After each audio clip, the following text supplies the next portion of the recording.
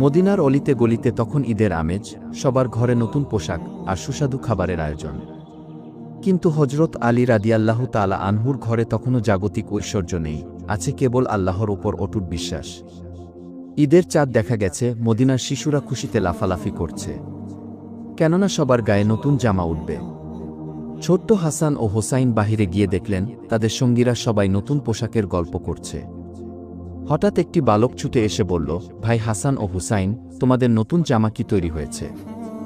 কালকে তো ঈদের দিন, আমরা সবাই নতুন কাপড়ে সাজব। হাসান হুসাইন কোনো কিছু না বলে চুপচাপ দাঁড়িয়ে রইল। বালকটি আবারও বলল, কি হলো, তোমাদের কিছু বলছ না যে? তোমরা কি ঈদের দিনেও এই মলিন পুরাতন জামা পরবে? তোমাদের মা বাবা কি তোমাদের জন্য কিছুই আনেননি? এই কথাগুলি তাদের কোমল অন্তরে তীরের মতো বিঁধল। তারা এখনও এত কষ্ট বোঝার বয়সে পৌঁছায়নি, তাদের মা বাবার দারিদ্রতা তাদের কাছে অচেনা।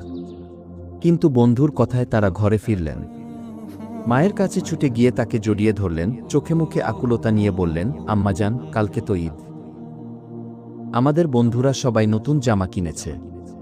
কালকে সবাই নতুন জামা পরবে। আম্মাজান, আমাদের ঈদের নতুন জামা কোথায়? হজরত ফাতেমা এবং হজরত আলী রাদিয়াল্লাহু তাআলা আনহুর সংসার ছিল চরম অভাবে।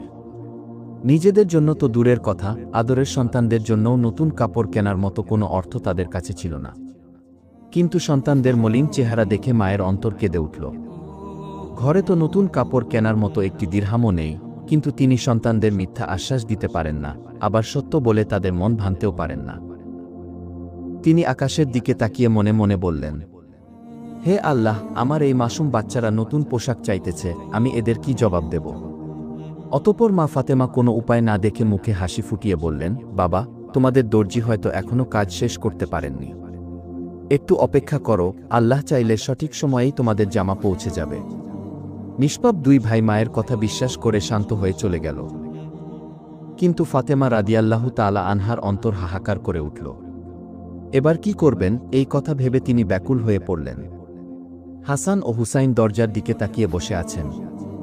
গভীর রাত হয়ে গেল, কিন্তু কেউ নতুন জামা নিয়ে এলো না। বাচ্চারা মন খারাপ করে ঘুমিয়ে পড়ল। ঈদের দিন সকালে হজরত আলী রাদিয়াল্লাহু তাআলা আনহু ফজরের নামাজের পর তিনি কোথায় গেছেন কেউ জানে না। ঘরে একা নবীর দুলালি হজরত ফাতেমা রাদিয়াল্লাহু তাআলা আনহা হাতে আটা মাখছেন, কিন্তু তার পবিত্র মুখে আল্লাহর নামের সঙ্গে মিশে আছে এক গভীর দীর্ঘশ্বাস। হাসান ও হুসাইন এসে বারবার মাকে জিজ্ঞেস করছিলেন, আম্মাজান, আমাদের দর্জি কি এখনও আসেনি? আপনি তো বলেছিলেন ঈদের দিন আমাদের জন্য নতুন পোশাক আসবে, আমাদের জামা কি এখনও তৈরি হয়?